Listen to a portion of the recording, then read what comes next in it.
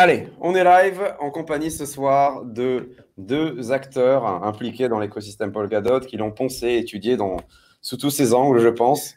Je suis ce soir en compagnie de Deep Blue et Salut Nono. Sam, salut Salut tout les le gars. monde. Salut Sam, Salut les gars. salut à tous, Salut. bienvenue. Voilà, mais, bien entendu, toujours aussi en compagnie de mon ami Benoît. Donc, pour cette émission, on va faire le tour de l'écosystème Substrate, donc Kusama, Polkadot et même au-delà. Il y a d'autres blockchains comme Staffy ou autres qui se basent sur ce même kit technologique. Ouais. C'est pas moi qui vais vous en parler ce soir, mais nos deux invités. Donc, avant toute chose, c'est le rituel de l'émission.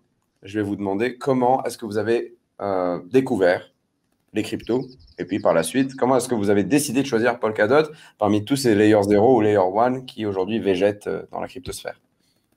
Ok, bah si tu veux, je peux commencer, puis Deep Blue en deuxième ou l'inverse, comme vous voulez.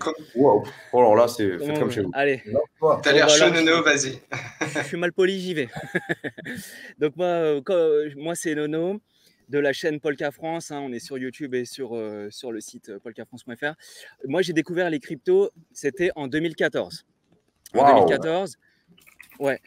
En fait, si tu veux, mais tu vas voir, c'était un passage rapide. En fait, en 2014, moi, j'étais passionné de tout ce qui est jeux vidéo manga, tu vois, les dessins animés. Et pour aller les chercher, il fallait aller sur des plateformes style IRC. Pour ceux qui connaissent, c'est un chat. Il faut rentrer dans des serveurs, télécharger, c'était un peu compliqué. Et de fil en aiguille, déjà à l'époque, j'avais une communauté, un petit forum sur les mangas et tout. Et de fil en aiguille, je me suis un jour retrouvé à lire plus ou moins des articles sur le deep web, sur le darknet si tu veux. Et en fait, en arrivant, petit à petit, en lisant des trucs et en découvrant des choses, je me suis aperçu que sur des plateformes, alors là, c'est 100% illicite, hein, sur les plateformes du darknet à l'époque, hein, puisque c'était connu principalement pour ça. D'ailleurs, encore aujourd'hui, les personnes qui nous parlent de BTC, ces personnes-là nous disent, dans la rue, hein, ils nous disent, bah ouais, mais c'est l'argent sale. Et en fait, j'avais découvert là-dessus. Et j'avais découvert qu'avec la monnaie du jeu vidéo, le Linden de Second Life, et ben en fait, fallait passer par cette monnaie-là pour acheter du BTC avec la plateforme Virvox et tout. Et en fait, je me suis dit, tiens, BTC, c'est intéressant, qu'est-ce que c'est et tout. Et en 2014, je me suis dit, bon, ouais, donc j'ai vu que c'était décentralisé, qu'on pouvait échanger de la valeur et tout. Je me suis dit, tiens, ça c'est bien, je vais en acheter. Mais je vais le garder. Parce qu'à l'époque, personne n'en achetait dans le but de faire de la spéculation et en faire de la plus-value. En fait, les gens, ils achetaient juste pour dépenser, etc. Et du coup, j'en ai acheté, j'en ai gardé. Et au final, un an après, en 2015, donc ça valait 400 $ hein, à peu près. Ouais. Et un an après, je me suis dit, bon, bah, j'ai fait un x2. Donc je le revends. Je les revends, mes BTC. Mais j'en avais plusieurs. Bon, c'est la plus grosse erreur de ma vie, hein, évidemment. Et du coup, suite à ça, j'ai arrêté. Donc je ne me suis plus intéressé ni au Bitcoin ni au crypto. Et en fait, j'y suis revenu en 2017. Et là, j'ai commencé à regarder vraiment ce qui se passait. Et en fait, si tu veux, donc là, il y a le cycle 2017, 2018, bear market, etc. Tout ça, on a vu. Et en fait, à ce moment-là, moi, je suivais déjà les travaux de Gavin Wood. Parce qu'en fait, quand on s'intéresse aux cryptos, on s'intéresse au King, hein, au BTC, et ensuite à Ethereum, etc., du plus gros au plus petit. Et au final, je me suis intéressé beaucoup à Gavin Wood, sur son parcours, etc. Et c'est en suivant ce qu'il faisait, parce qu'il a beaucoup travaillé sur Ethereum à la cofondation, et notamment en étant le responsable technique. Comme c'est lui qui a créé le code, le Solidity, je me suis dit, ce gars-là, il est intelligent, etc. Voilà, le Yellow Paper, donc en 2013, quand Gavin Wood il a rencontré Vitalik Buterin, il y avait un Yellow Paper. Et c'est Vitalik Buterin qui a eu l'idée magnifique, hein, d'Ethereum. Et en fait, Gavin Wood, il a aidé à la réalisation de l'idée, si tu veux. Et du coup, suite à ça, je me suis dit, mais ces mecs-là, en fait, ces deux mecs-là, c'est des génies. Alors, il n'y a pas que eux, hein, il y a des cofondateurs d'Ethereum, il y en a plusieurs, ils sont pleins. Mais au final, je me suis intéressé à lui. Et quand j'ai commencé à entendre parler de Polkadot, donc c'était à peu près déjà en 2018, bon, c'était quand il venait à peu près de le lancer, à faire ses levées de fonds et tout.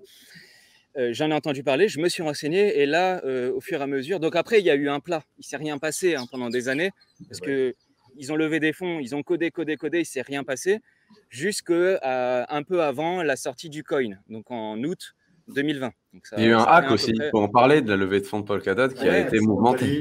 Avec le Parity Signer, là, ouais. Exactement. Avec le wallet multisig. D'ailleurs, les fonds, ils sont encore bloqués aujourd'hui. Hein. Ah bah, définitivement.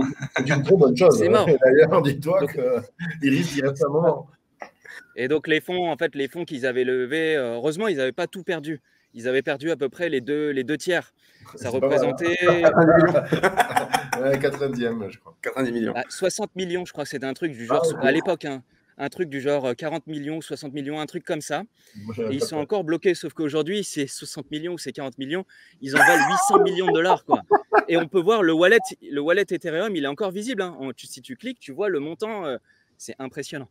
Je crois qu'il y avait eu un vote pour essayer de les sauver, et bon, la communauté a dit non. Ça arrivait. Ouais, Parity voulait pousser avec les IP, et puis c'est pas passé, heureusement. Sinon, Bah oui, parce que si tu fais un fork juste pour récupérer les fonds qui ont été levés, au final… Problème de centralisation, là, ça aurait été fait. Exactement, on se pose toujours la question de la décentralisation, et c'est hyper important, la décentralisation. Enfin, le BTC, il est connu pour ça, et il a de la valeur pour ça. Donc la décentralisation, ouais, effectivement, si tu fais un fork à chaque fois qu'il y a un problème, au bout d'un moment, tu vois, ça devient compliqué. Il me semble qu'ils avaient vendu en plus plus de la moitié de la supply à la communauté dans le premier round. Ouais. Ce qui est plus cool que la plupart des Layer 1, on va dire les Layer 1 plus contemporains, où malheureusement on n'arrive à vendre que 8, 5, 10% de la supply à travers une public sale, ce qui est déjà bon. C'est vrai que c'est une vertu que certains Layer 1 ont par rapport à d'autres, la décentralisation de la supply. Et Polkadot a ça. D'ailleurs, moi je voulais te poser une question. Est-ce que tu peux nous définir ce que c'est Polkadot, en quoi ça se distingue des autres Layer 1 qu'on voit qui promettent aussi l'interopérabilité, le sharding ou pas nécessairement le sharding, mais quelle est la proposition de valeur de Polkadot par rapport au reste et pourquoi ça prend autant de temps? Ouais, si tu veux, je peux t'en parler un petit peu. En fait, si tu veux, Polkadot, comme je te disais tout à l'heure, c'est un réseau qui est développé par Gavin Wood. Et en fait, pour répondre à cette question, il faut d'abord répondre d'abord à la question de pourquoi il s'est lancé à faire ça. Parce qu'au final, il n'était pas obligé de créer Polkadot. Il avait juste à rester à travailler chez Ethereum. Et au final, ça aurait pu rester comme ça et développer chez Ethereum, etc.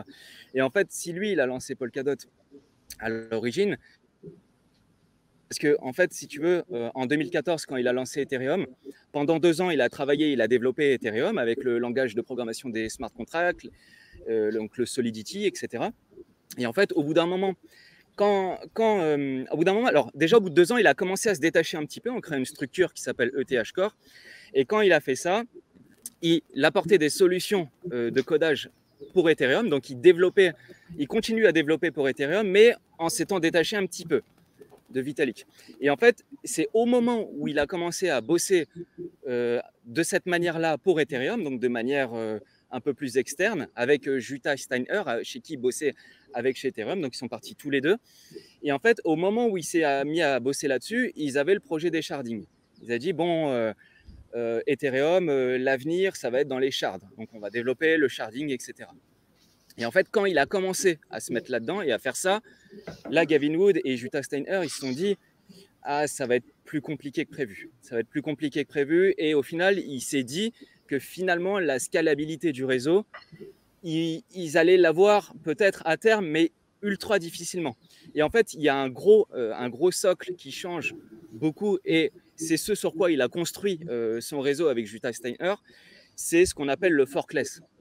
Et en fait, lui, Gavin Wood, il dit tout le temps, d'ailleurs, il le dit tout le temps sur Twitter, il dit toujours la blockchain, il faut une blockchain qui soit forkless, c'est-à-dire qu'on puisse mettre à niveau, donc faire des mises à jour, sans avoir besoin de créer des forks. Donc des forks, c'est un retour en arrière, on dissocie la blockchain et puis on veut que ça aille dans un sens plutôt que dans l'autre. Pour ceux qui, normalement, tout le monde sait ça.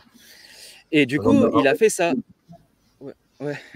Et du coup, il a fait ça. Donc, il a dit, bon, ben moi, ma proposition de valeur, ça va être de créer une blockchain qui est forkless, de pouvoir améliorer le langage de programmation des smart contracts parce qu'il sait ce que c'est forcément le Solidity, puisque c'est lui qui l'a inventé. Donc là, il a créé une blockchain qui est solide. Et en fait, si tu veux, alors je t'expliquerai après pourquoi c'est différent des autres, puisque c'est la question que tu m'avais aussi posée. Et en fait, si tu veux, donc il fait un réseau qui est solide, qui est décentralisé, qui est interopérable, parce qu'en fait, si tu veux, déjà dès l'époque, dès en 2017-2018, il n'y avait pas ça. On pouvoir connecter le BTC à Ethereum, c'est très compliqué. C'est même impossible.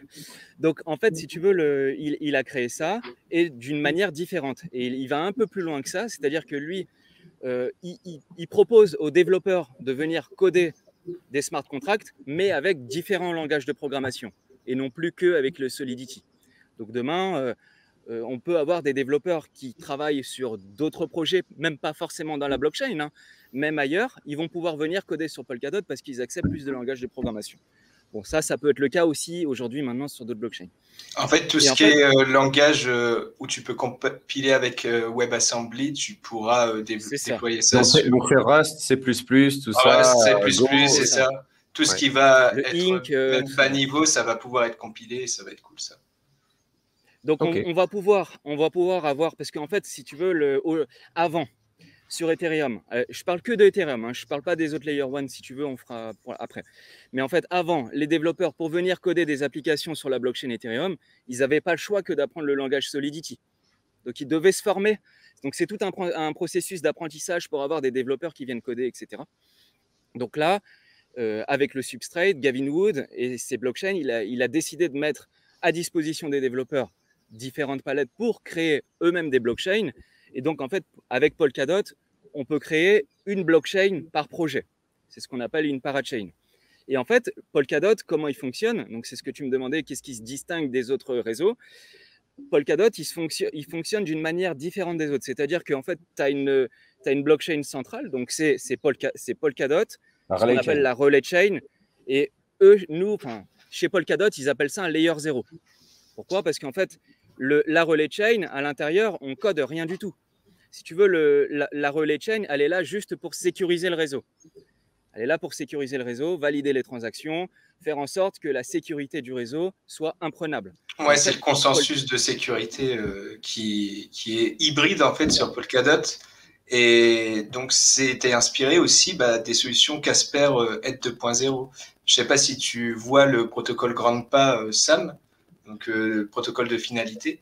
En fait, ils sont clairement inspirés de Casper, justement, la première solution pour Ethereum 2.0. Et d'ailleurs, Casper Labs, un peu hors sujet, qui est parti en fait en dissidence totale pour faire sa propre blockchain, c'est eux qui ont conceptualisé la première idée de transition, il me semble, de TH1 vers ETH 2.0 sur les shardés, et ils ont fait une blockchain plus enterprise oriented. Et Casper Labs, c'était la boîte qui sous-traitait cette transition-là, et je pense que c'est des travaux qui ont peut-être inspiré d'autres. Tout à fait. En fait, les deux consensus principaux, il y a Babe, donc c'est le protocole d'émission des blocs, donc que ce soit au niveau des collaborateurs des parachains et aussi des validateurs de la relay chain, et puis Grandpa pour la finalité, si tu veux. Et les deux ensemble, c'est ce qui va à la fois permettre une émission assez rapide des blocs. Donc là, par exemple, les parachains, c'est toutes les 12 secondes, en ce moment sur Kusama. Sur la relay chain, c'est 6 secondes si je ne me trompe pas. Et puis la finalité, c'est le temps que ça tienne 2/3 des validateurs, si tu veux. Donc ça permet aussi, du coup, une vérification du dernier bloc finalisé à chaque fois. C'est pour ça qu'il n'y a pas de fork, en fait. Parce que si un bloc a été émis par un validateur, mais que le dernier bloc n'était pas finalisé, ce bloc-là ne sera pas pris en compte dans la prochaine validation.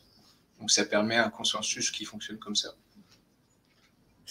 Ah, d'accord. Et le nombre de validateurs, il est... C'est quelques, je crois. Il est infini ou pas? Alors, il n'est pas infini dans le sens où ils veulent une scalabilité progressive pour la démocratisation et la décentralisation du réseau.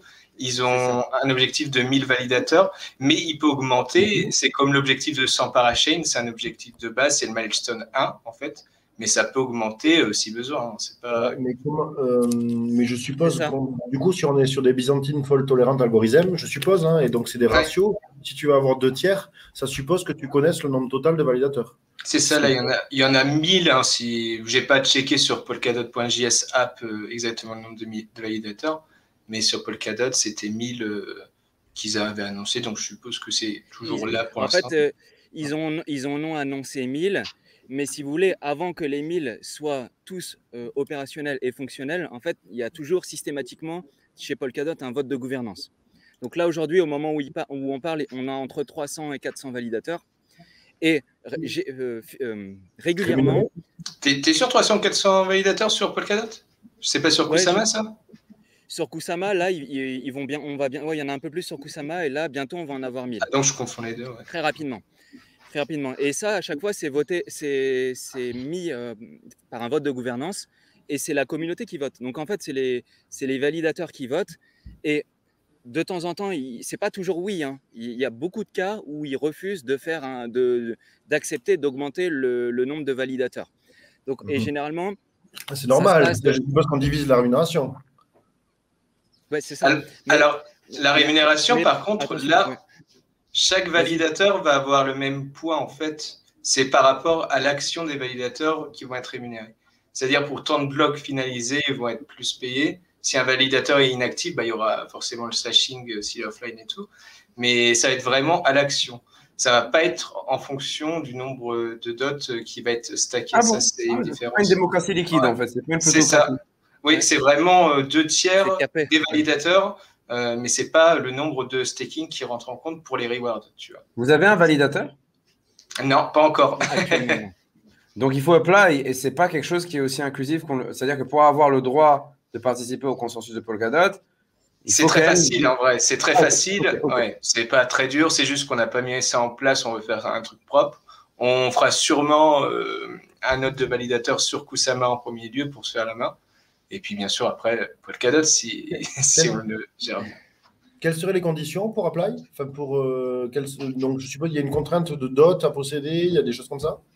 Alors, non, il n'y a pas forcément, il faut juste être élu. Après, il y a bien sûr une limite.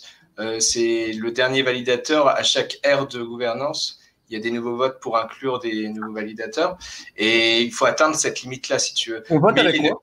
Les nominateurs avec le token DOT ou le token Kusama, selon la relay chain.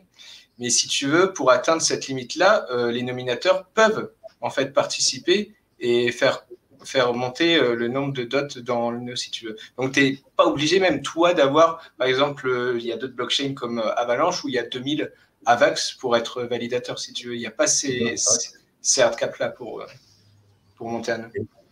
Il y a quand même un vote pour l'inclusion. Et ce vote-là peut être biaisé par les main stakeholders du protocole Polkadot. C'est combien en général qu'il faut que tu aies élu si tu veux... Alors, attends, je vais aller... Nono, vas-y, enchaîne. Je vais aller sur polkadot.js histoire de... Il n'y a pas de souci. Ouais, si vous voulez. C'est intéressant. Et souvent, Cosmos se positionne face à Polkadot en mode nous, on propose à chacun d'avoir un nombre illimité de blockchains souveraines, interopérables. On n'a pas cette limite et cette structure que Polkadot a. Est-ce que vous avez à répondre face à cet argument qui est souvent mis en avant par ceux qui viennent de l'écosystème interchain? Ouais, alors ça, c'est un choix.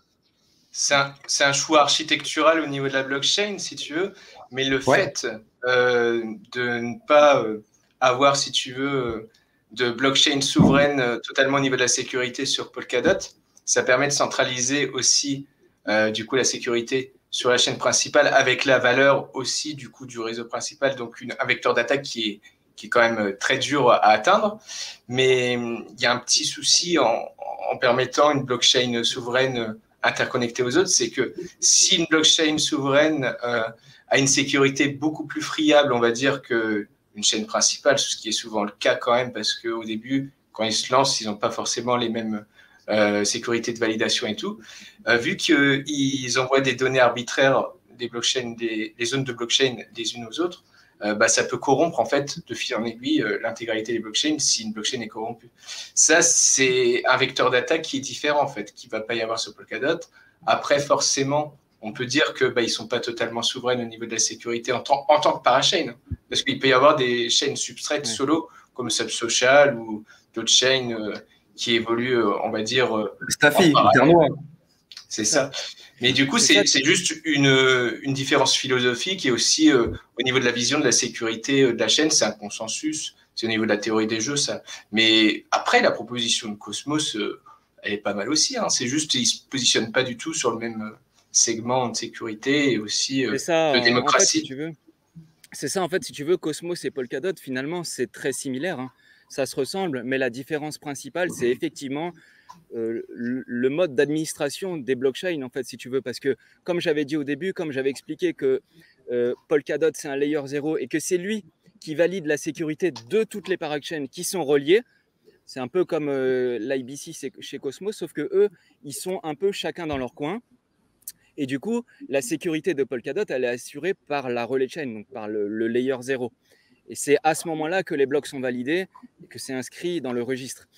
Alors, ce que dit Deep Blue, c'est que chez Cosmos, comme c'est des chaînes qui sont hétérogènes et qui communiquent entre elles, mais que la sécurité est apportée par chacune de ces chaînes-là indépendamment des autres, du coup, s'il y en a une qui est attaquée, elle peut aller en cascade. Les problèmes peuvent s'appliquer sur les autres. Alors du coup, chez Polkadot, c'est aussi possible, hein, les problèmes.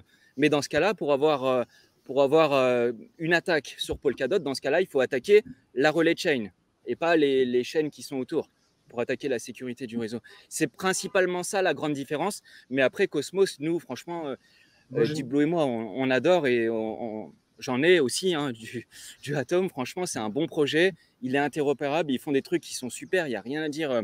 Cosmos, c'est un bon projet. D'ailleurs, je fais une parenthèse, mais ils viennent de lancer il y a 2 jours, ils ont lancé un peu le concept d'un Canary Network. Je ne sais pas si vous avez vu. Ouais, Sagan, voilà, c'est ça. Et c'est marrant parce qu'en fait, si tu veux, quand ils ont lancé ça, ils ont mis, donc, tu vois, c'est Cosmos, le design de l'espace et tout, avec des étoiles. Et en fait, ils ont relié les étoiles et à la fin, ça faisait un canari. Donc, ils ont repris un peu le concept de Gavin Wood du Canary Network pour Kusama. Et c'est marrant de voir les similitudes entre les blockchains et des projets qui sont eux deux interopérables, décentralisés, etc. Et on voit qu'au final, les 2 projets regardent. Les idées s'échangent, bah oui. Et les idées, elles gambergent et c'est intéressant de voir ça. Et franchement, ça fait plaisir.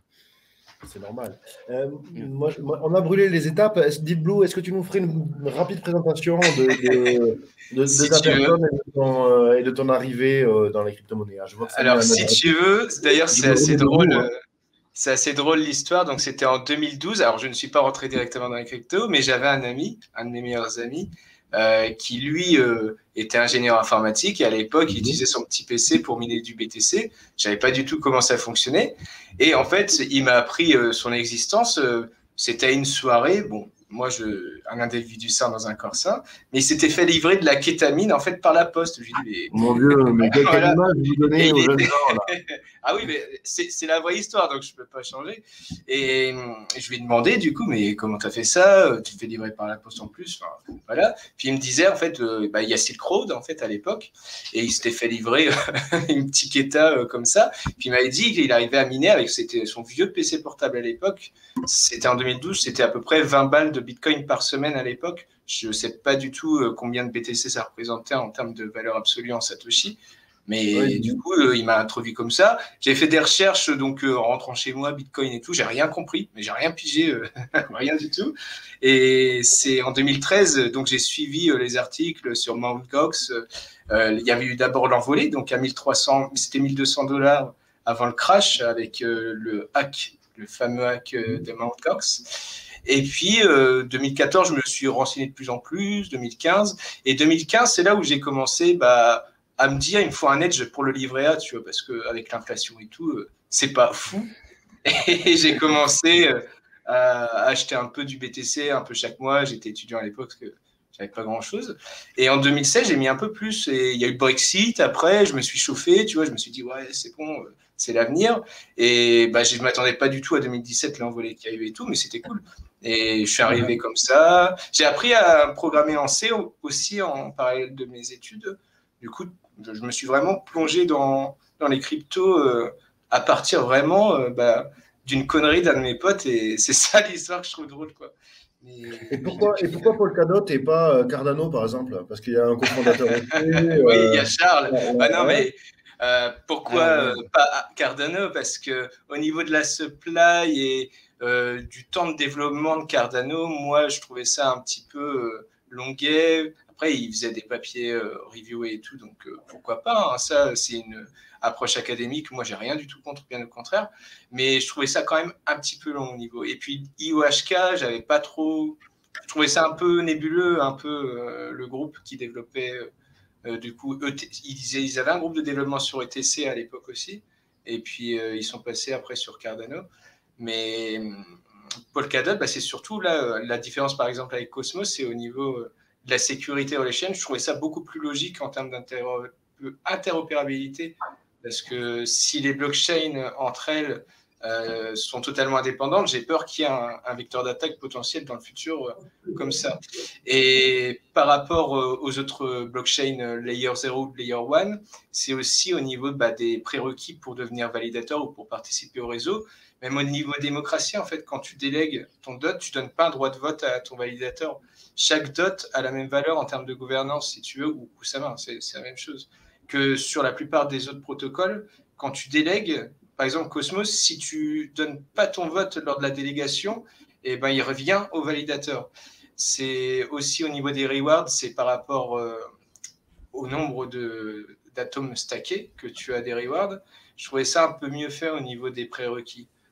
Il y a des blockchains qui sont beaucoup plus performantes en termes de transactions par seconde, mais il y a des prérequis de validation qui sont quand même plus exigeants. Je trouvais ça moins décentralisé que l'approche avec Polkadot. Moi, c'est ça vraiment qui m'avait intéressé aussi particulièrement. Mais je ne suis pas Polkadot maximaliste dans le sens où là, je me concentre sur Polkadot parce que ce qu'on a fait là, avec Nono, avec Akata et Gavin, ça a grandi, ça a pris de l'ampleur. Il n'y avait personne en fait qui faisait ça en France. Et du coup, c'est devenu Polka France ce que c'est devenu, mais on ne s'attendait pas à une telle ampleur, quoi. Donc forcément, je suis obligé de me concentrer sur Polkadot maintenant. Mais de toute façon, tu as raison, à trop embrasser, on est très mal. C'est ça. Et puis on ne maîtrise plus, en fait, à trop s'éparpiller. Donc on préfère. Ouais. Alors, on est dans les bons plans de Polkadot et Kusama. Ah, alors qu'est-ce qu'on fait ? On les veut. On les veut. Elles sont sorties. Hein. C'est dans 2 jours. Les crowdloans sur Kusama, ça continue. Et puis après, il y a eu les annonces de crowdloan sur Polkadot aussi qui vont arriver le 11 novembre. Enfin, qui démarrent le 11 novembre. Vous avez commit sur quoi si ce n'est pas indiscret, sur Polkadot, c'est crowdloan. Franchement, sur quasiment tout. Tout les ratios, alors les proportions, pardon. Les proportions, en fait, si tu veux, alors là, moi, je parle que de moi, Deep Blue, il vous dira après. En fait, si tu veux, moi, ce que j'ai fait, c'est que j'ai spoté déjà les gros, parce que de toute façon, c'était évident que sur Kusama, il y a très peu de personnes qui s'intéressent à Kusama. Déjà, Polkadot, on était quasiment les seuls, alors Kusama, là, il n'y avait personne. Donc, en fait, on s'est retrouvé avec très peu de monde au départ du lancement des crowdloans sur Kusama. Et donc, je me suis dit, bon, déjà que le réseau, il n'y a pas beaucoup de monde qui s'intéresse au truc, on va spotter les gros. Donc, j'ai mis beaucoup sur les gros. C'est-à-dire en pourcentage d'allocation, si tu veux, quand je dis les gros, c'est-à-dire c'est le premier batch pendant les 5 premières crowdloans. Donc, il y avait Karura, il y avait Moonriver, il y avait Shidon Network, il y avait Bifrost. Et j'ai mis, franchement, moi, j'ai fait ça sur ceux-là. J'ai mis beaucoup. Ouais, j'ai mis le plus, j'avais mis sur Moonriver, parce que j'aimais bien déjà depuis un moment ce qu'ils avaient prévu de faire, parce que c'était une demande. Il y a une demande. C'est excellent. De pouvoir. Comment ? Non, je disais oui, désolé, je t'ai interrompu. Je disais oui, moi, c'est excellent. Oui, le taux de rendement, il est excellent. Après, franchement, tu prêtes. Parce qu'en fait, c'est ça le truc, c'est qu'on prête des jetons, mais on va les retrouver. Alors, le truc, c'est qu'on ne sait pas dans quel état on va les retrouver, à quel prix on va les retrouver.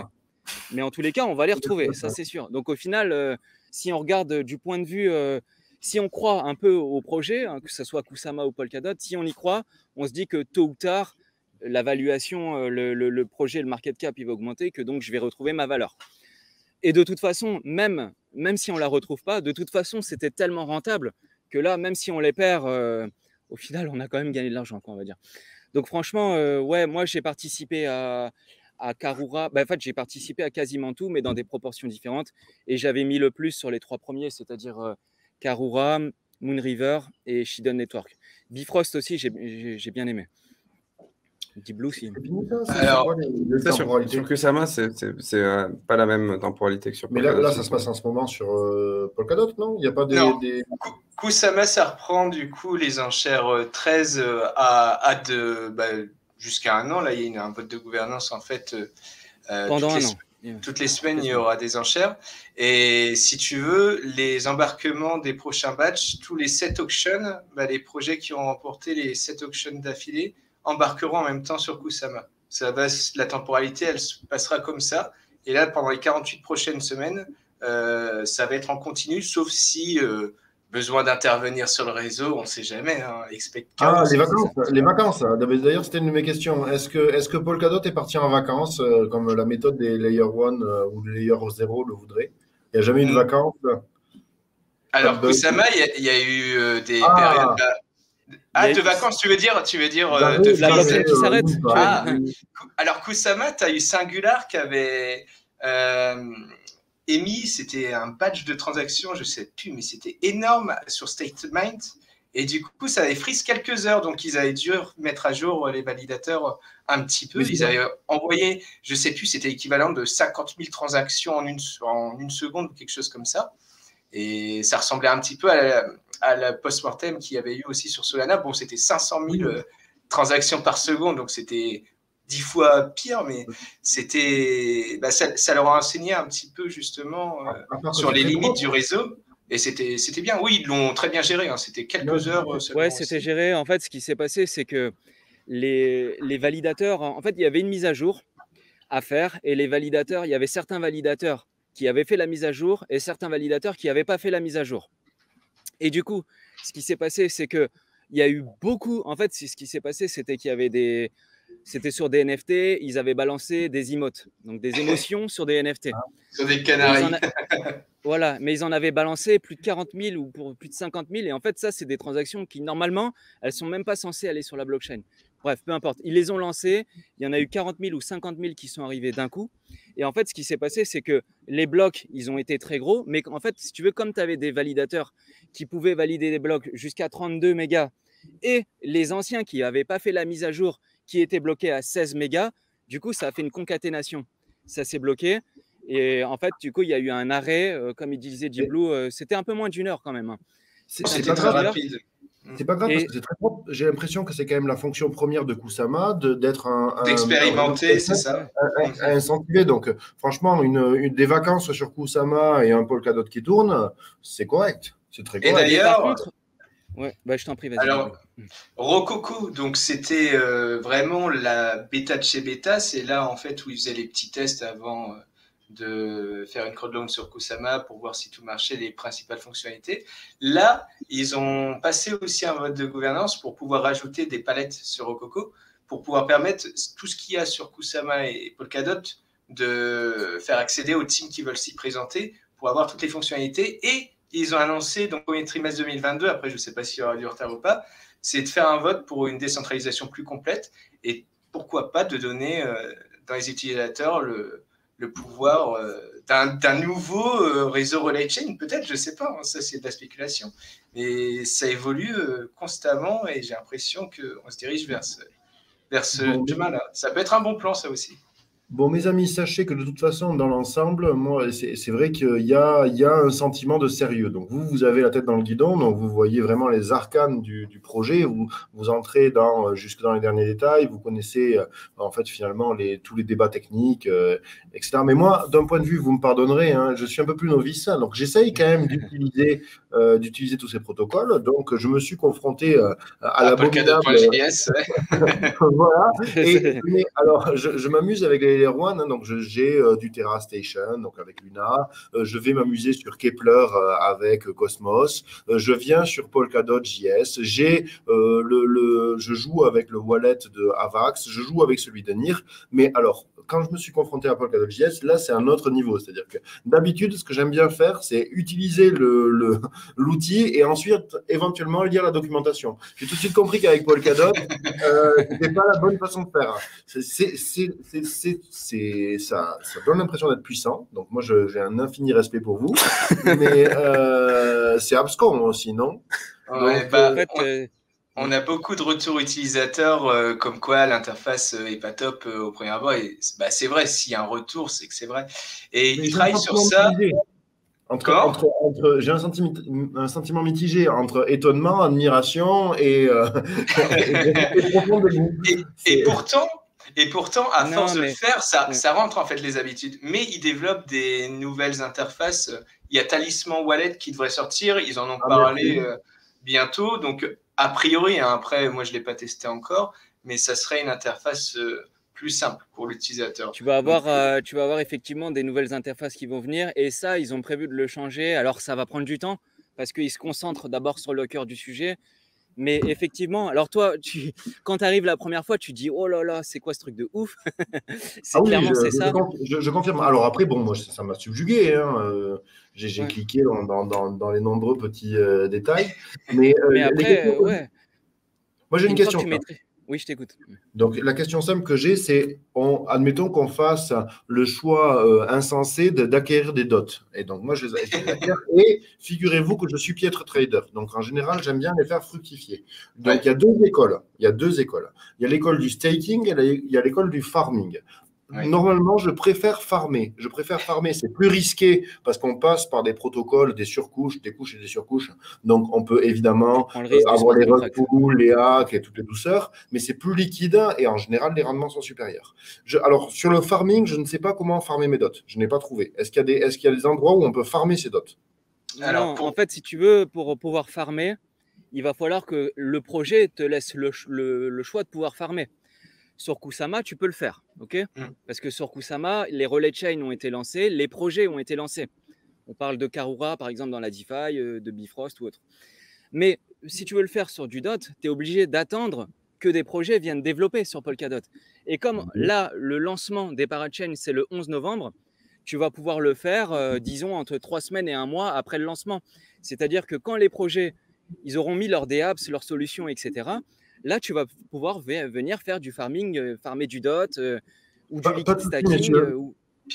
Puis il y aura du bootstrap aussi en étape intermédiaire avant sur les paires que tu voudras. Mais sur Karura, par exemple, cet après-midi, il y a eu le jeton de Bifrost qui a été bootstrappé totalement et on a pu du coup mettre des liquidity tokens en staking.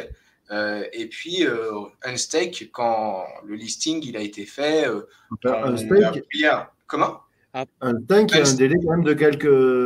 Alors là, on parle de la DeFi, donc c'est des liquidity providing tokens en fait, si tu veux. Donc c'est des paires. C'est ça. Mais c'était pas par rapport au KSM, mais là c'était par rapport au KUSD, donc c'est le stablecoin de Karura et le BNC si tu veux. Et avec ça, tu avais le listing en même temps sur MEX et puis Gate.io. Il a fait une petite mèche rouge, ce qui était pas mal en fait de l'avoir mis en liquidity providing, parce qu'au bottom, ce que j'ai fait, j'ai une stake direct, et puis avec l'impermanent loss, j'ai décuplé un petit peu mes Bifrost, tu vois. Donc ça, tu pourras le faire. Et il y a HydraDX, donc c'est Basilisk, le petit frère sur Kusama. Eux, ils veulent mettre en place un agrégateur de liquidité. Ça va être super ça pour faire la DeFi. Equilibrium, il y a un système curve aussi qui va être mis en place. Là, il va y avoir du lourd en DeFi. Super. Alors, messieurs, si je résume simplement, c'est que l'écosystème DeFi, on va dire qu'il est déjà lancé sur Kusama et pas encore sur Polkadot. Ça nécessite de mettre en place les parachains et c'est en ce moment même que les votes sont faits, donc c'est pas encore, ça va venir.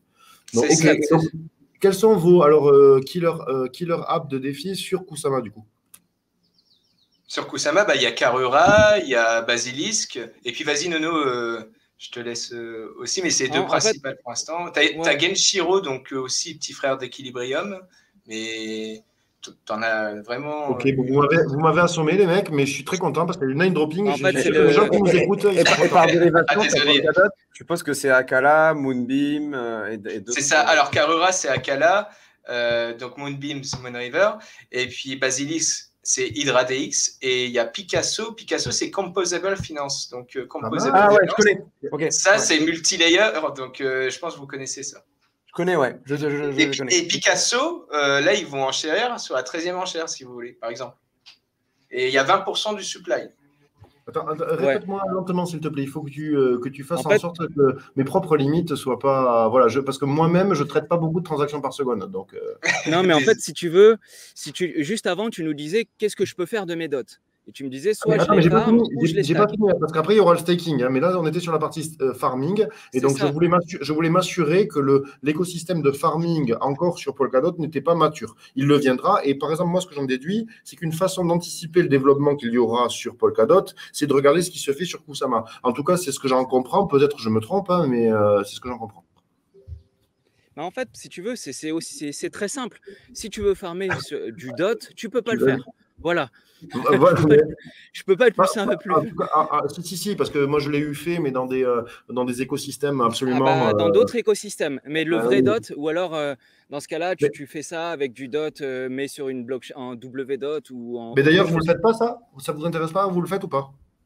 Non, moi je le fais pas. BEP dot. Non, bah nous on reste en subscription. En BEP dot, en fait, tu es sur la BSC, donc tu prends le risque de la BSC. BEP dot, tu peux le faire, ouais.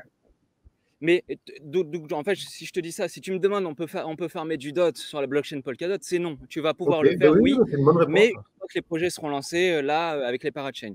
Mais moi, c'est ce que je te disais, c'est que tu n'es pas obligé de faire que ça. Il y a aussi d'autres méthodes. Tu me parlais de stacker ou farmer. Oui. Mais en fait, comment?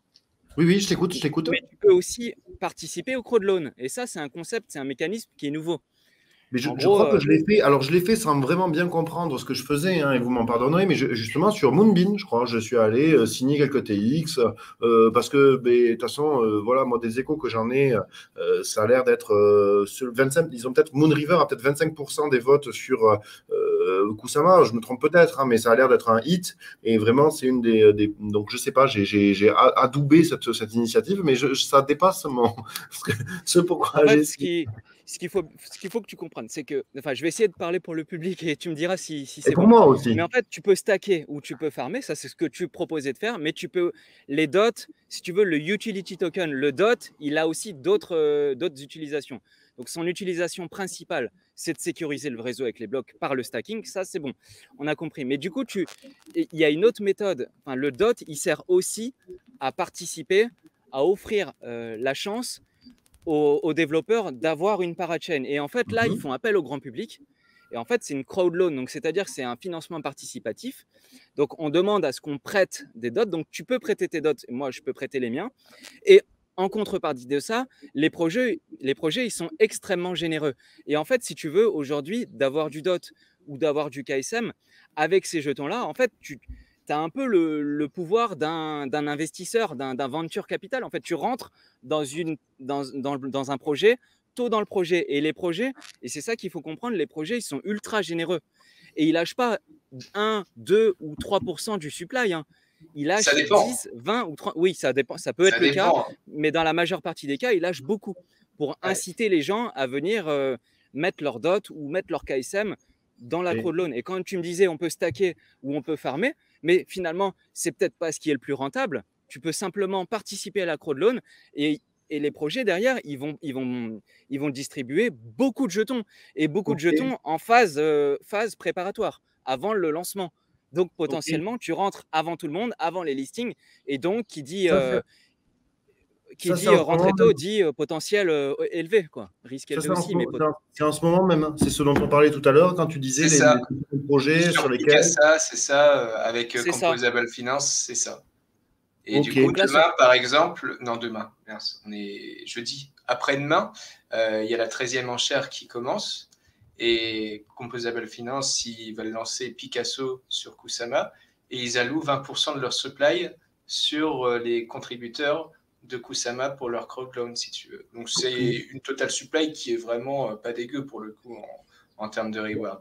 D'accord. C'est ça. Et alors, qu'est-ce que ça suppose? Donc, par rapport à mon wallet, donc polkadot.js, mais est-ce que je peux voter pour eux avec des coins stakés?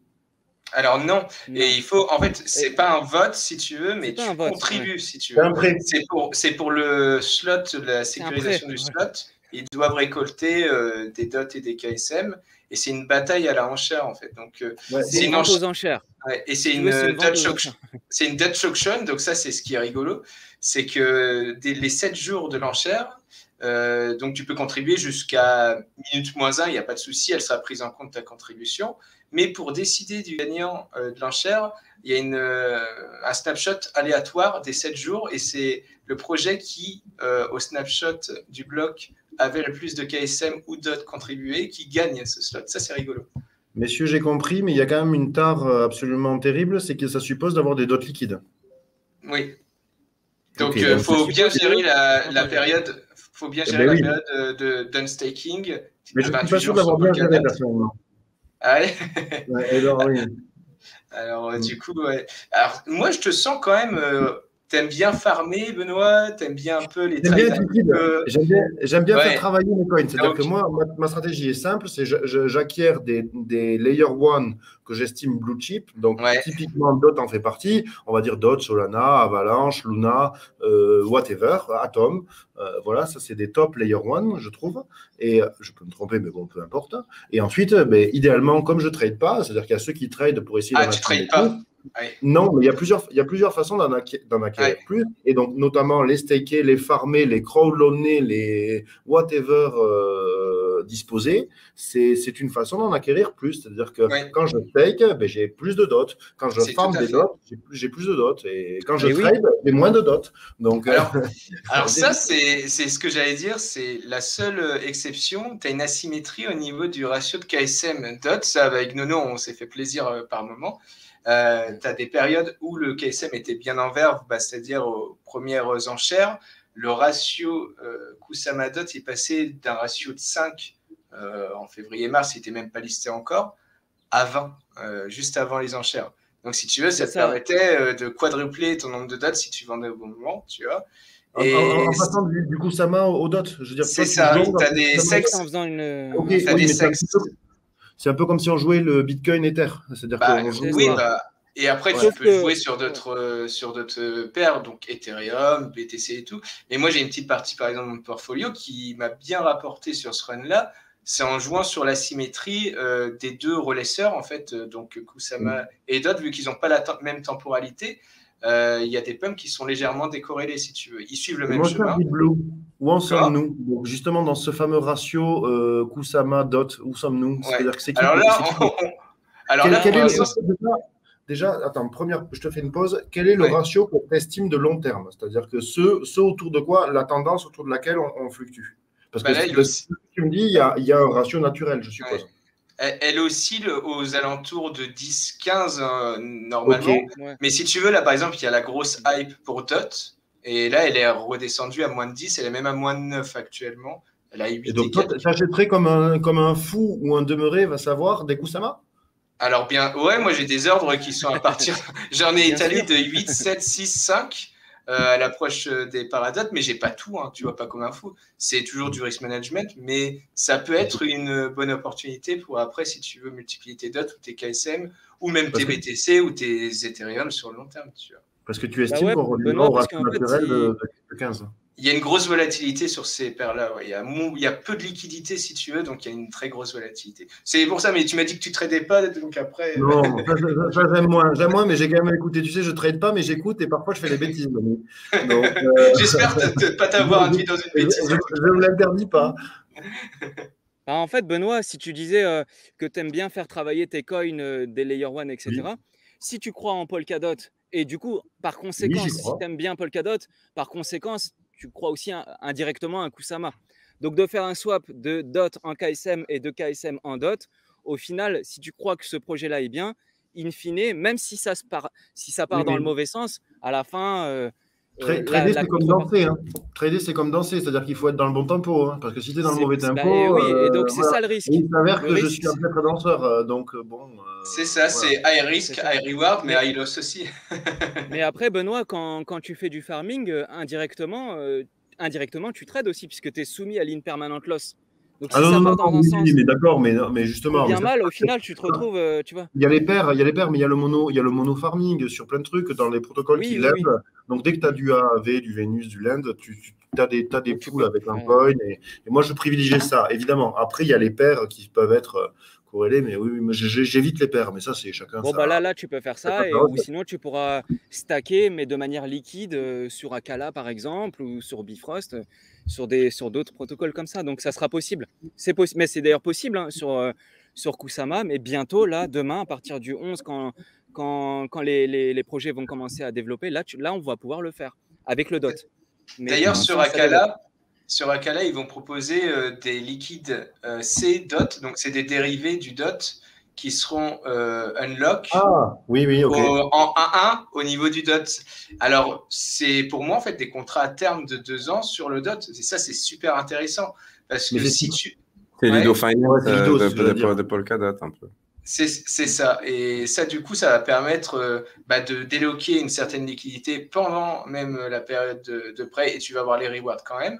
Et en plus, si tu veux agrandir même ton bac de dot, tu peux aussi faire le chemin inverse, c'est-à-dire acheter avec tes propres dots liquides des contrats à terme à 2 ans si vraiment tu y crois dans 2 ans au prix du dot ou tu penses qu'il n'aura pas baissé assez pour que le ratio soit intéressant, quoi.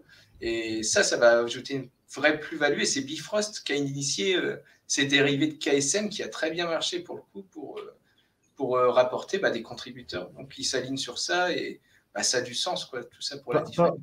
Parlez-nous de Polka France, tous ces concepts que vous avez évoqués de façon incisive dans le live. Vous en parlez, vous faites des tutos, vous résumez tout ça?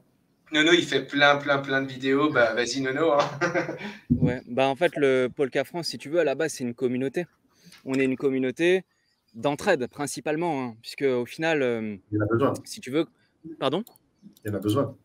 Il y en a besoin, ouais. En fait, si tu veux, moi, quand j'avais commencé à faire ça par l'intermédiaire de 1 ou 2 vidéos, en fait, si tu veux, j'étais tout seul. Et moi, franchement, j'ai un anglais qui est vraiment mauvais de chez mauvais. Donc, quand moi, je vais écouter une vidéo sur YouTube d'un projet en anglais, c'est pas comme Sam qui, lui, écoute une vidéo en anglais sur YouTube. Moi, d'abord, je mets le sous-titre et je la regarde 5 fois pour être sûr d'avoir bien compris. Et une fois que mais en fait, je me rends compte que je suis pas le seul dans ce cas-là. On est plein comme ça en France. Et du coup, le fait de démocratiser, d'expliquer, etc., en fait, au final, ça a intéressé du monde. Il y a du monde qui est venu nous suivre sur Discord, Telegram, etc., Twitter, et on discute. Et au final, on s'échange des idées, des bons plans. Ça marche bien. Et au final, les gens nous rejoignent en masse. Et franchement, ça fait plaisir.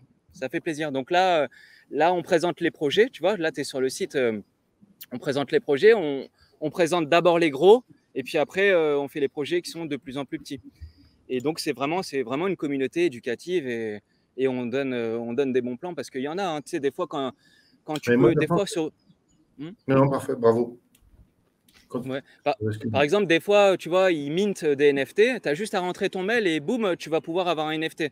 Donc, ça, on le partage. On dit aux gens, vous avez juste à rentrer votre mail, vous allez avoir un NFT. Et derrière, les gens, ils le revendent 1 ou 2 KSM, tu vois.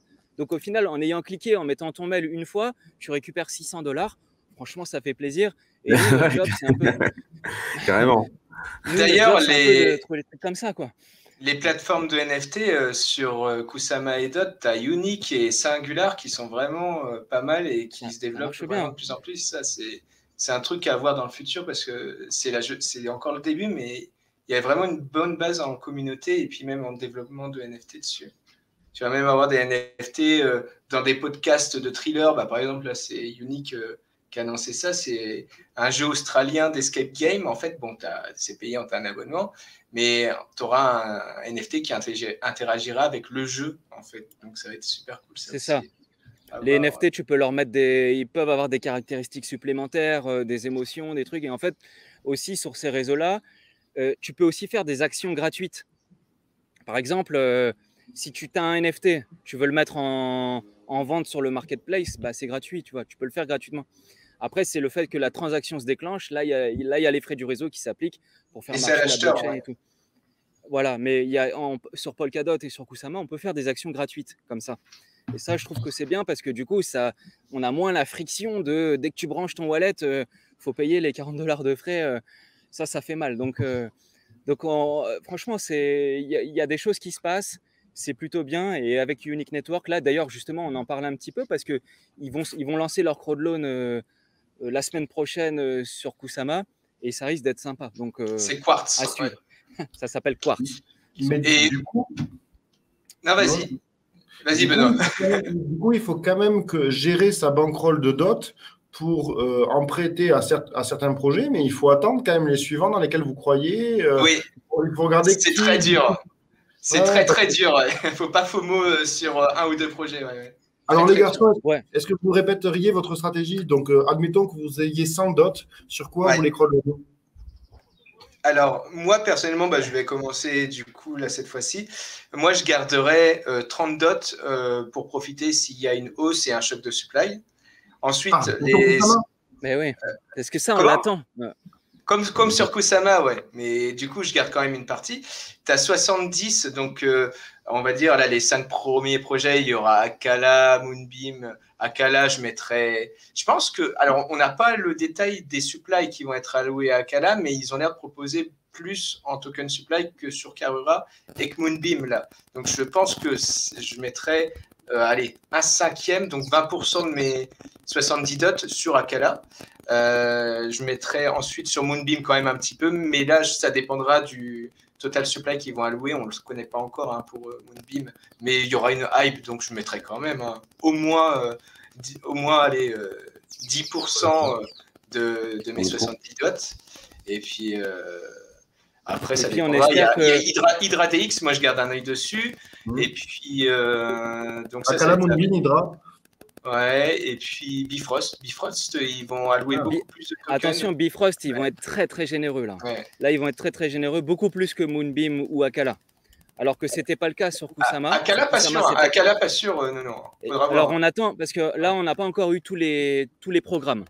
Donc en fait, les programmes, là, comme ça commence le 11 novembre, les programmes, on va les teams, ils vont les publier au fur et à mesure. Donc là, pour l'instant, on ne sait pas trop combien de supply ils vont donner aux participants des Crowdloan. Et en fait, il faudra déjà regarder ça. Qui sont les plus généreux? Ça, c'est le premier conseil. S'il y a un projet qui donne 30% de son supply, c'est différent que si c'est un projet qui donne 5% de son supply. Parce que s'il donne 30%, c'est massif. Hein. C'est énorme. Même dans les public sales, c'est très rare de donner plus de 5%. C'est génial, j'adore. Et ouais, là, et du coup... Il y a un petit projet aussi, c'est Integrity aussi, qu'on ne parle pas beaucoup, mais qui va développer un écosystème autour des écosystèmes TII, donc Trusted Environment Executed, avec les processeurs Intel. Ça sera pour la gestion des data, et eux, ils ont commencé à avoir pas mal de partenariats, et ils ont une infrastructure suite derrière. Ça, faut regarder, tu vois, parce que ça, pour le coup, c'est un projet, on ne parle pas beaucoup. Si vous voulez un projet un peu underground, tiré un petit peu par les coins, on analyse ça en profondeur en ce moment, parce que on a l'impression que c'est passé un peu à côté de tout le monde, ça. Ouais, il y a encore des projets comme ça qu'il faudra regarder, comme Integrity, Unique, etc., que personne n'a parlé et qui risquent d'avoir des bonnes solutions et surtout des solutions qui seront utilisées. Et après, là, on parle des crowdloans, mais il y a quand même un truc qu'il faut se souvenir, c'est que finalement, les crowdloans, la conséquence des crowdloans, c'est que, en fait, si vous voulez, là, on va avoir un afflux massif de gens qui vont participer au crowdloan. Mais du coup, le nombre total de jetons qui sont en circulation, le nombre total de dots qui est en circulation, lui, il va fondre comme la neige au soleil, si tu veux. Oui, mais pauvre pêcheur. Je vois ce que tu veux dire. Oui, mais je vois où et on espère que, du coup, vu qu'il y a moins de supply à disposition et que, du coup, qu'il y ait moins de dots en circulation à l'achat ou à la vente, que ça s'appréciera. Oui, les FDP qui vont garder les dots liquides pourront aller les dumper sur les marchés. Bien sûr. Ou les changer en Kusama. Donc, il faut bien réfléchir parce que la stratégie, les crowdloans, c'est bien, hein, c'est massif, ils donnent beaucoup de jetons, etc. Mais tu vois, il faut aussi voir. Une appréciation du dot pour le dump et le racheter plus bas dans une logique de trade pour être bienvenu. C'est vraiment smart. J'aime bien cette thèse. Et tu peux faire ça. Et puis après, tu peux aussi, comme il disait Deep Blue, jouer la décorrélation. Oui, là, tout le monde va parler de Polkadot. Là. Tout le monde va oublier qui est Kusama. Sauf que pour Kusama, toutes les semaines, il y aura une crowdloan. Donc, il n'y aura personne sur les crowdloans sur Kusama, mais nous, on y sera. Ça veut dire que vu qu'il n'y aura personne sur les crowdloans de Kusama, pour autant, les projets ils vont distribuer toujours le même nombre de jetons. Hein, ils vont distribuer 20 ou 30% de la supply. Mais vu qu'il n'y aura plus personne pour participer, ben nous, on va participer. Et du coup, ça sera potentiellement très rentable. Tu vois le truc. Donc, quand tout le monde aura les yeux sur Polkadot, déjà, la valeur va aller sur Polkadot. Le prix du Kusama, en comparaison avec le DOT. Les ratios. Le ratio DOT-KSM, il va aller en faveur de Polkadot. Donc, le Kusama, il sera moins cher en DOT, en payant en DOT. Donc, déjà, là, ça pourrait être intéressant. Et en plus de ça, tout le monde aura les yeux sur les crowdloans de Polkadot. Et donc, on aura du KSM pas cher avec nos DOT qu'on a payés il y a longtemps. On aura du KSM pas cher. Et en plus, on va pouvoir les prêter en crowdloan et il n'y aura personne dessus. Donc, franchement, nous, on est en. C'est plus noble. c'est plus noble parce que tu essayes quand même de doubler tes dots en jouant sur du Kusama. Je trouve que c'est plus sympa que d'aller sur de l'USDT I2. Voilà. C'est réinvestir dans l'économie réelle. Après, l'un n'empêche pas l'autre. Si tu sens que le BTC est monté trop haut, l'un n'empêche pas l'autre. Hein. Mais après, voilà, c'est sûr que si on croit au projet, tôt ou tard, d'avoir des dots ou des KSM, en tout cas, c'est ma vision, c'est notre vision, c'est tôt ou tard. Si on y croit, c'est qu'on croit qu'à terme, il va s'apprécier. Et si à terme, il s'apprécie, là, on essaie juste d'en avoir le maximum possible. Donc, finalement, c'est une technique d'accumulation comme une autre. Quoi. Tu gardes 30% de ta bankroll liquide, du coup, en dot? Que je repasse après, peut-être en KSM, selon le ratio, bien sûr. Pour participer au crowd loan où il n'y aura plus personne. C'est très rigolo. Alors moi, j'ai une dernière question qui est toute simple. C'est donc du coup les crowd loans. En fait, quand est-ce qu'il faut avoir ces dots liquides? La dernière échéance. Alors, vu que ça commence a priori le 11 novembre, tu as une période de 7 jours d'enchères, donc on va dire jusqu'au 6e jour, donc 17 novembre, on va dire. Dernier délai, si tu veux participer à la première enchère. Après, tu pourras participer de toute façon. Et combien de temps? Alors, combien de temps il y a besoin pour unstaker ces dots? 28 jours. 28 jours et c'est 7 jours pour ça. Si tu les as stakés sur la blockchain, si tu as fait le job correctement, sur la blockchain, c'est 28 jours pour Polkadot et 8 jours pour Kusama. Donc, par contre, si tu les as stackés sur un exchange comme Kraken ou autre, bah, ils ont des délais différents. Avec Kraken, c'est en quelques minutes, enfin en quelques secondes, mais du coup, ça va changer parce qu'on va avoir le liquid stacking, on va pouvoir les stacker sans avoir cette période-là. Et ça va être bien. Enfin bon, du coup, là, les solutions vont arriver. Mais effectivement, si vous avez des dots qui sont stackés sur la blockchain, il faut se dépêcher de les unlock parce que c'est 28 jours. Donc là, déjà, on est limite en retard. On est en retard. Donc, ça veut dire que, en fait, à partir du 11 novembre, la période d'enchère dure 7 jours. Donc, 3 jours, il y a une phase de 3 jours où les projets ils peuvent enchérir, mais le snapshot commence à partir du 3e jour. Il est aléatoire, il peut se déclencher à n'importe quel moment, mais à partir du 3e jour sur 7. 3 jours sur 7. Et du 3e au 7e jour, à tout moment, il peut se déclencher le snapshot. Et là, ça sera au projet qui a mis le plus de jetons, qui pendant le snapshot aura mis le plus de jetons, sera élu et aura la parachain. Mais si après le projet il se fait dépasser, mais que pendant le snapshot, il avait le plus de jetons, dans ce cas-là, c'est lui qui va gagner. Et donc, dans ce cas-là, ça dépend. Après, toi, ça dépend lequel t'intéresse. Parce que si, à la première crowd loan, toi, ce qui t'intéresse, par exemple, sur DOT, c'est Akala, bah, si tu mets sur Akala, mais que Moonbeam gagne la première, dans ce cas-là… Ah voilà, oui. Dans ce cas-là, qu'est-ce qui se passe? En fait, t'auras misé sur le projet qui va perdre. Donc, en fait, la première semaine… ça sera l'autre projet. Donc, si toi, tu as misé sur Akala et que c'est Moonbeam qui gagne, c'est génial. Et ben en fait, ça va être donc l'autre projet qui gagne. Et en fait, tes dots, toi, ils vont rester. Rien. Ils vont rester. Et à la deuxième enchère, ils vont participer avec les dots que tu as mis. Donc, c'est pas perdu. Hein. Alors, attends, c'est très intéressant ça, parce que quand est-ce que je récupère l'accès à mes dots liquides? C'est-à-dire que quand ils gagnent l'enchère, je récupère les dots? Non. Alors, non. Ça marche pas comme ça. Tes dots, vas-y Nono, sinon, comme tu veux. Ouais, ok. En fait, si tu veux, il y a plusieurs vagues. C'est-à-dire que tu as une première vague de 5 projets. Et en fait, quand toi, tu mises sur un projet dans une crowd loan, tu mises sur le projet que tu penses qu'il va gagner. Donc, tu en auras 5. Et en fait, quand tu mises, tu dois attendre la fin de la première vague, ce qu'ils appellent, eux, le premier batch. Donc, à la fin des 5 premiers projets qui auront gagné, là, ils rendent les dots à tout le monde des projets qui ont perdu. Donc, ça veut dire que si tu as mis sur un projet qui a gagné, là, la durée de blocage, c'est 2 ans, etc. Tu récupéreras dans 2 ans. Si tu as mis sur un projet qui a perdu dans les 5 premiers, dans ce cas-là, tu récupères tes dots à la fin de la première vague, donc à la fin des 5 premiers projets. Et après, il y aura une deuxième vague, donc ce qu'ils appellent un deuxième batch. Désolé, c'est les joies du direct. Et en fait, tu auras un deuxième batch. Et le deuxième batch, là, il y aura 6 nouveaux projets. Et là, tu vas miser pour 6 nouveaux projets. Et donc, si tu mises encore sur le bon, dans ce cas-là, tu auras ta période de 2 ans. Si tu mises sur le mauvais, eh ben, on te rend tes dots après le 6e projet. Ok, tu vois? Faut qu'il se calme, Kusama derrière là, Nono. Donc voilà comment ça fonctionne. Donc s'il y a un conseil à donner, c'est essaye de miser sur un projet que tu penses qu'il va gagner. Parce que sinon, comme une crowd-loan, enfin une période d'enchère, ça dure une semaine.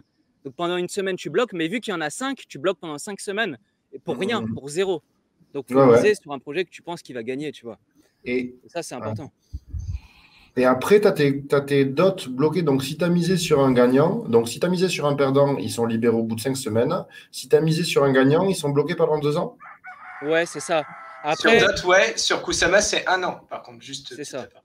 Ça reste et très les long. projets, alors bon, là, c'est ce qui va se passer dans 99% des cas. Mais en réalité, les projets, ils peuvent choisir, s'ils veulent mettre une durée plus courte, c'est aussi possible. Mais dans la pratique, tous les projets, ils prennent la durée la plus longue. Si tu veux, parce qu'en fait, tu peux louer, ils louent un slot, donc ils louent une parachain et ils peuvent la louer pour différentes durées. Mais dans la pratique, ils le louent pour le maximum.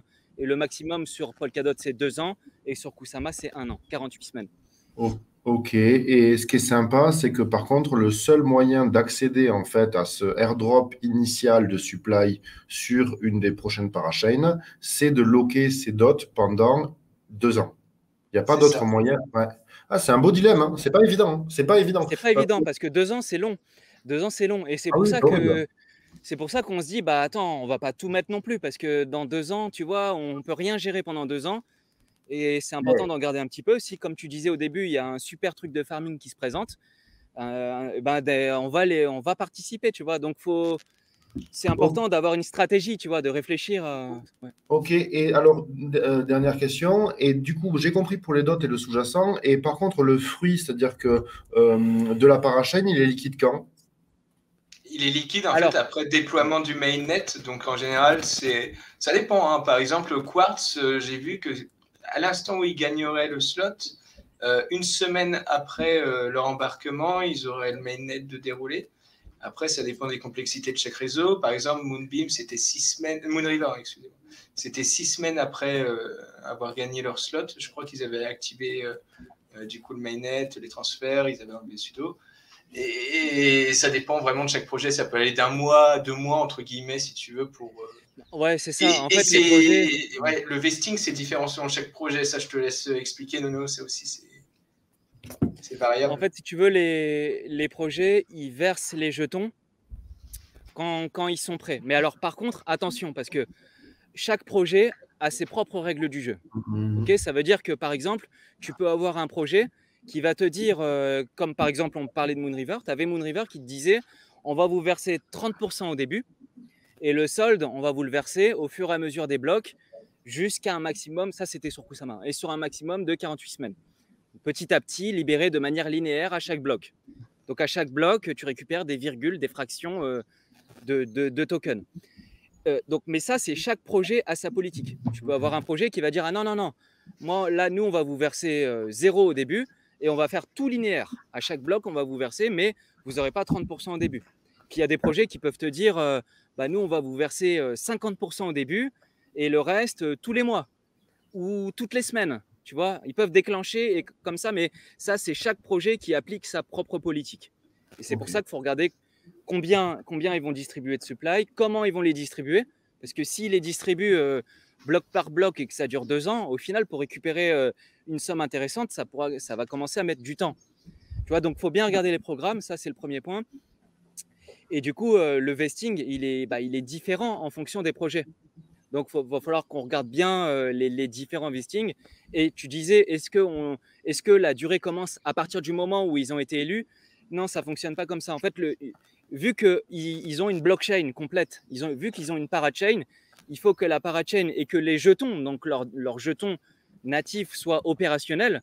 Donc, ils aient retiré la gouvernance, le sudo et tout. Une fois que c'est décentralisé et que c'est prêt et que les jetons sont transférables, là, tu y as accès. Et tu y as accès selon les modalités du projet que tu auras choisi, tu vois. Donc, en gros, ça met, là, dans la pratique, sur Kusama, on a vu que ça a mis, pour les plus rapides, ça a mis 3 semaines, et pour les plus longs, jusqu'à 6 à 8 semaines, pour être prêt et pour que tu commences à récupérer tes jetons. Alors et là, à la fin, ouais. À la fin de tout ça, Et à la fin de tout ça, du coup, tu récupères donc ton token natif, donc soit ton KSM sur Kusama dans 48 semaines ou ton DOT dans 2 ans, mais tu vas le récupérer. C'est une crowd loan. Loan, c'est un prêt, donc on prête. Et on récupérera à la fin, quoi qu'il arrive, peu importe la valeur. En dollars, peu importe, mais on va les récupérer. Tout ce que tu prêtes, tu le récupéreras. Ok, super. Alors là, je vois, il y a quelques questions. A priori, Binance proposera la gestion des prêts de dot. Alors oui, il y aura même plusieurs sexes, mais faire attention quand même en passant par les sexes. Ils te sucrent une petite partie des rewards en général, ce qui est normal quand même. Il faut passer par pure charité. Et il y a les bonus éventuels, par exemple des NFT ou alors des early bonus. Tu n'auras pas accès sûrement sur ces sexes-là. Et après 2 ans, est-ce que la parachain est arrêtée si elle ne fait pas de nouvelle enchère? Non. En fait, au bout de 2 ans, donc sur DOT, ça met 1 an, il y a le choix. Parachain, en fait, c'est juste pour pouvoir inclure leurs transactions via les collators sur la relay chain de manière continuelle. Mais il y a une autre solution, c'est les paratrades. Les paratrades, c'est pay as use. C'est-à-dire que tu paieras, en fait, enfin, ce ne sera pas des parachains, mais les chaînes paieront une taxe pour inclure leurs transactions dans la bloc de relay chain pour qu'elles soient inscrites dans la relay chain. C'est une possibilité, mais si tu veux gérer un gros flux de transactions, ça coûtera plus cher de faire ça que de passer par une parachain. Puis il y a aussi l'option où ils deviennent eux-mêmes à la fin des 2 ans, s'ils sont assez développés, leur propre relay chain et qui peut-être passent en layer 0. Ça peut être aussi une possibilité. Ouais. Et ça, faut quand même garder ça en compte dans le futur. Je pense notamment Moonbeam, Akala, Astar aussi. J'ai vu, il y avait des mentions d'Astar. C'est des gros projets. Faut pas écarter cette possibilité. Ça ne veut pas dire que ça arrivera, mais c'est possible. Ok. Non, mais super. En tout cas, ça fait une belle masse d'informations à extraire de ce live-là. Et je pense que pour ceux qui veulent en retrouver la plupart sous une autre, on va dire, structure, sous un autre format, ils peuvent aller sur le Telegram de Polka France, @PolkaFrance, mais aussi sur le site de Polka France, le Discord et la chaîne YouTube que vous avez mis en place, sur laquelle il y a eu pas mal de contenus qui ont été publiés sur les dernières semaines. Donc, ouais, moi, je serais très heureux de refaire une émission avec vous dans les semaines qui arrivent ou même l'année prochaine pour faire le point de ces fameux crowd loans, que ce soit sur Kusama ou sur Polkadot, parce que je pense qu'il y a beaucoup de choses à dire. Et puis, on pourra aussi faire un petit checkpoint sur voilà, l'état des lieux, vos stratégies, qu'est-ce qui s'est passé, est-ce que vos choix se sont avérés être les meilleurs. Mais c'est un écosystème qui est pas simple à apprivoiser finalement, parce qu'il y a beaucoup de concepts à comprendre. Les outils pour interagir avec cette chaîne, objectivement, ne sont pas les plus simples, mais c'est le cas de beaucoup de blockchains. Mais clairement, c'est quelque chose qu'il faut étudier, qui a le mérite d'être. Enfin, pour moi, je pense que c'est quelque chose d'incontournable. Après tout, c'est une des blockchains avec une des plus fortes capitalisations et qui a un des meilleurs track records, enfin, une des meilleures équipes derrière. Donc, c'est hyper intéressant. En tout cas, merci à vous pour votre temps.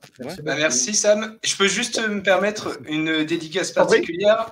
Donc il y a Nono, il y a moi, il y a Akata et Gavin, pas Wood, mais Gavin Wood qui sont admins sur Polka France. Donc déjà, je les salue. Coucou. Et un grand merci aussi. On a une équipe qui nous aide aussi pour les articles, pour modérer. Donc Magnum, Kem, Mihail, PA, Fabulous Fab, Souley, Benoît S. Donc, on fait un petit coucou aussi et un grand merci à toute la communauté. On vous aime. Et merci à toi, Sam. Merci à toi, Benoît. C'était super cool d'échanger avec vous. Merci, franchement, ça fait plaisir de nous voir. On va refaire ça très prochainement, si possible même avant la fin de l'année ou l'année prochaine. C'est avec grand plaisir. Moi, j'ai entendu plein de choses intéressantes. Il y a... Ouais, non, clairement. Oula. Écoute, Sam et Benoît, merci à vous. Franchement, ça fait super plaisir. Avec plaisir pour une prochaine. Quand vous voulez. Merci, très bientôt. On reste en contact. Merci beaucoup. Salut Sam, salut Benoît. Salut, à la prochaine. La rediff du coup va être mise en ligne demain sur YouTube. Merci à tous et merci au chat, merci à la modération. Super boulot. À très vite. Ciao. Salut.